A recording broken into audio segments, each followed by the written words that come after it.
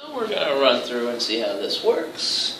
If I can get things to work, there shall hopefully be slides with information about what I'm talking about.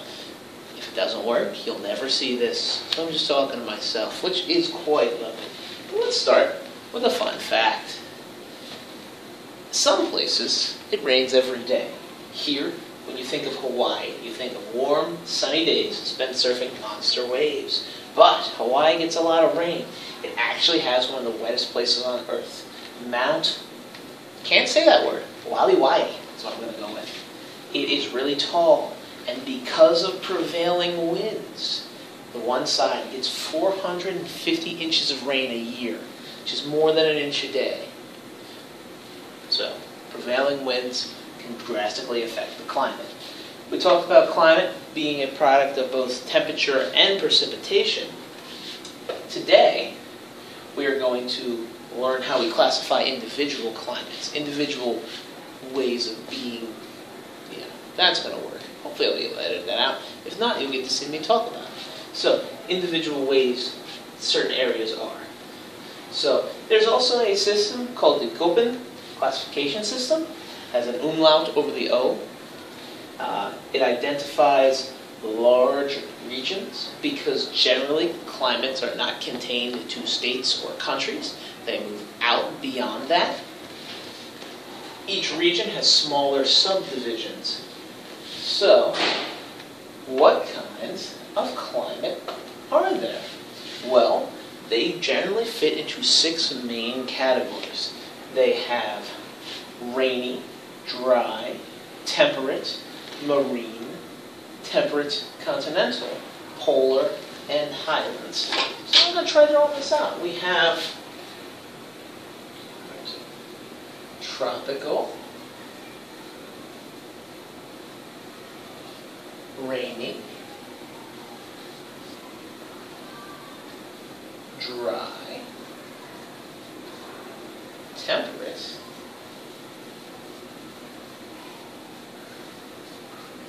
marine,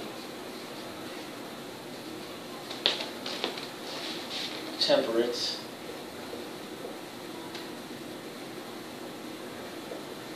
continental,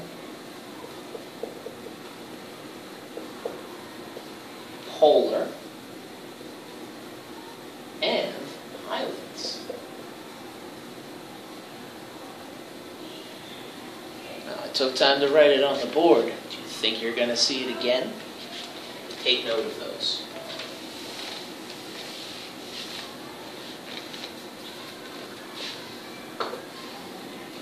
We start to talk about tropical rainy climates. We start to talk about 2 different kinds of climates within it. We have some that are tropical wet and tropical wet and dry. The names are fairly indicative of what they are. You have tropical wet, which is wet all the time, always raining, lots of lush green vegetation. These are rainforests. We also have wet and dry, which are areas that have wet seasons and dry seasons. They are generally savannas, like in Africa. Not quite deserts, but savannas.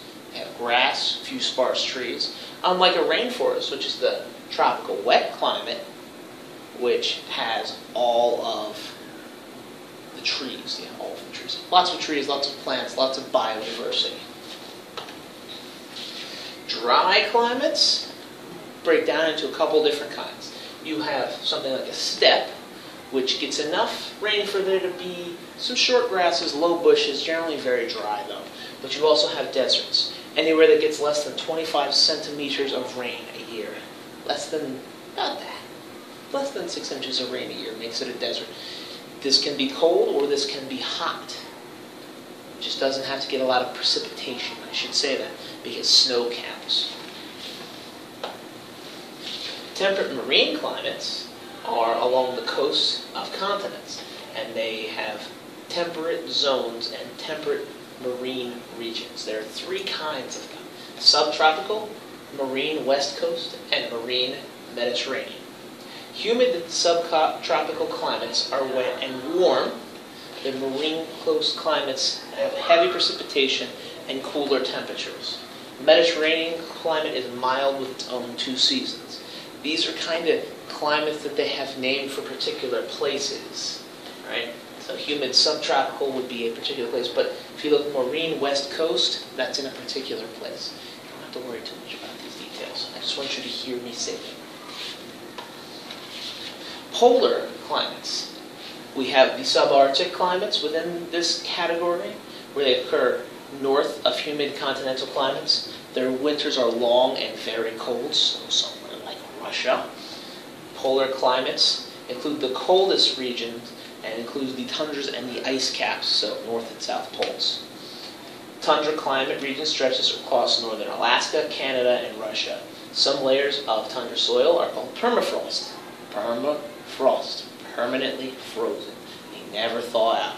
And one of the big indicators we have for global warming, to tie this into the whole theme of our unit, is permafrost is melting. And we can measure how much soil is permanently frozen and see it receding. But that's extra for you. Last but not least, we have the highlands. Highlands are places where temperature falls as altitude rises. Highlands are high, so they are colder than the regions around them. So other regions are lower, so they have less heat. The lower regions have more heat, sorry. Higher regions have less heat. So you see these regions at latitudes, so far away from the equator, you find these climates that are colder than you would expect based on the latitude because of the altitude. The higher up you get into the air, the colder things are.